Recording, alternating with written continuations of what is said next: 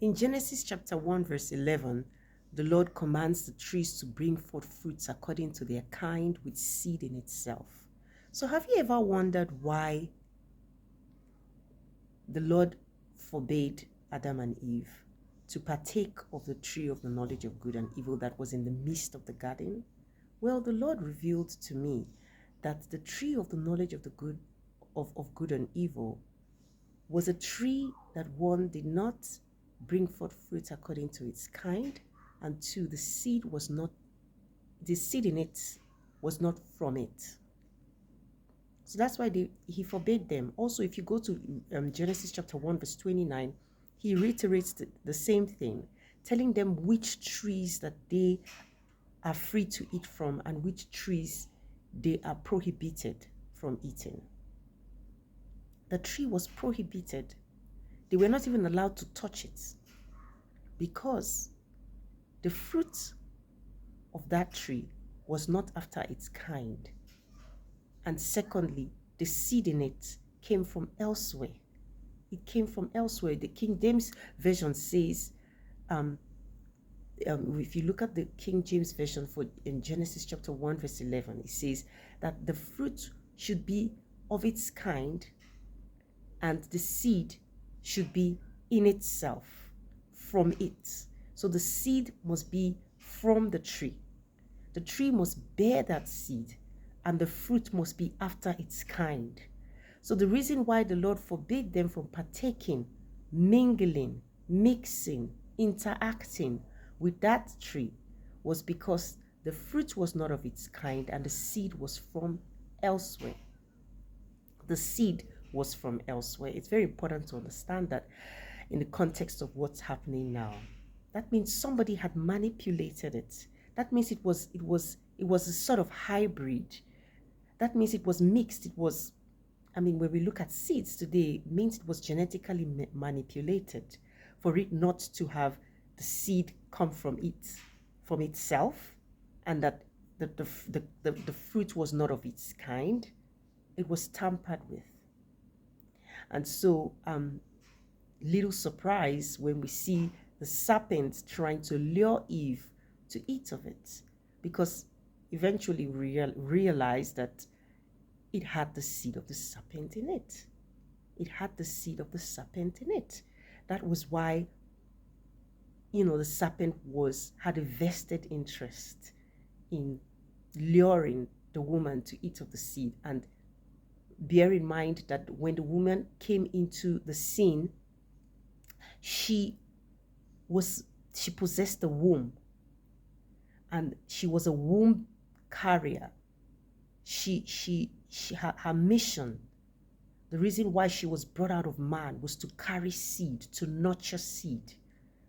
The seed was to be conceived in her, and she was to nurture the seed and bring forth life from her womb.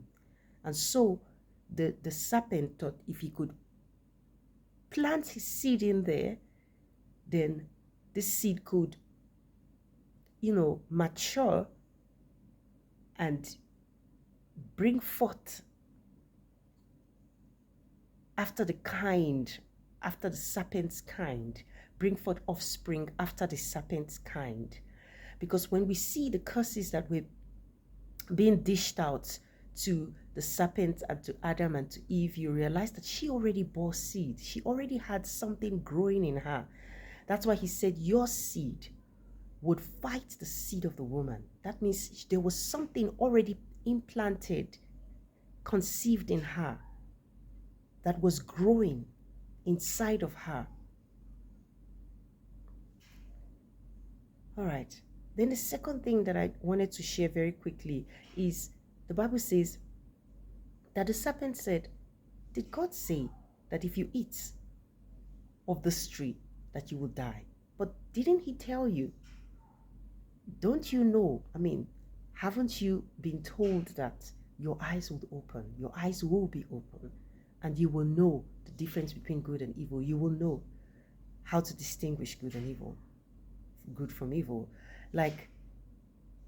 Basically, the question now is, if their eyes were opened after eating it, then whose eyes did they really have? Were they blind? Whose eyes did they use to see the world?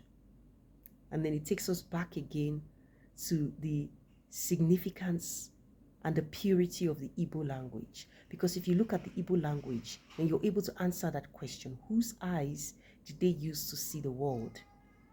And then I will say it in Igbo, Ihunanya nke Chineke kere anyị. They saw through the eyes of the one who created them. And that is the phrase for love. The meaning of love in the Igbo language is a phrase, Ihunanya, to see through the eyes.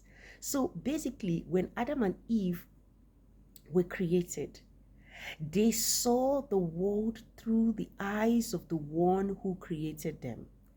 And if you begin to see the world through the eyes of the one who created you, you'll be one with him. You see, love is a perspective. Love is an eye. It is personified in the Igbo language. It's not just a 4-letter word that is open and subject to anybody's interpretation. It is actually a phrase that means to see through the eyes, ihunanya. So Adam and Eve saw through the eyes of the one who created them. And so when they saw, as long as they saw through the eyes of the one who created them, they didn't need to question. They didn't need to question because they walked in unity with the Creator. They were one in mind and one in heart.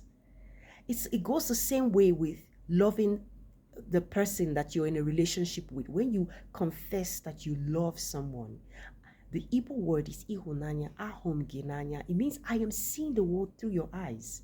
When you begin to see the world through the eyes of the one you love, you don't have to question their decisions. You will be one with them. You will be in unity. Your walk with them will be unified because you're seeing through their perspective. So the Almighty had created Adam and Eve, one, to walk with each other, and two, to walk with him. Because to walk with him was to see the world through his eyes. But now, being introduced to the seed of the serpent, because the Bible says she ate of it, and she also gave her husband who was with her, and he also ate of it. So then the Bible says their eyes were opened. There was a perspective that was given to them. There was an opening of the eyes to see the world through the eyes of the serpent. The question I'm asking you today is, whose eyes are you using to see the world? Through whose eyes, through whose perspective are you viewing the world around you?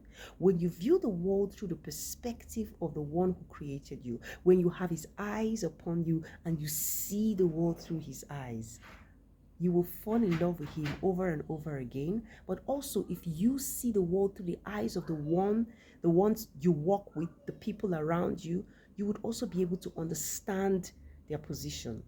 You'll be able to see and you will be understanding. You will be compassionate. You will be loving. You will be kind. Because a lot of people say, why doesn't God punish the wicked? Why does he leave them to continue being wicked?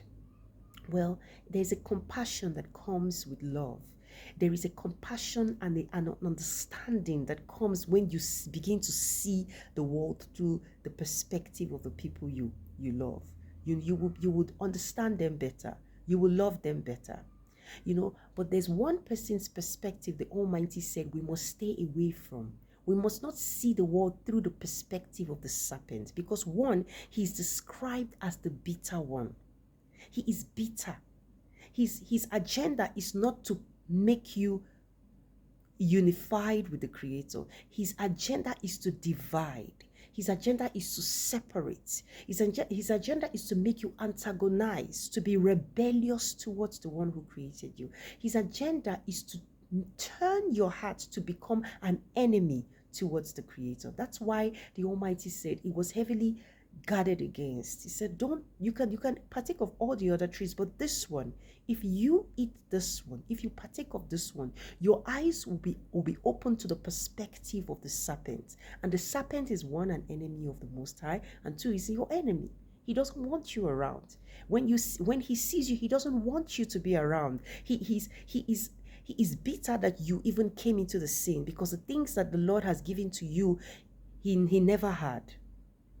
And if you begin to see the world through the perspective of the serpent, your heart will be gradually turned to become an enemy of God, one, and an enemy of humanity.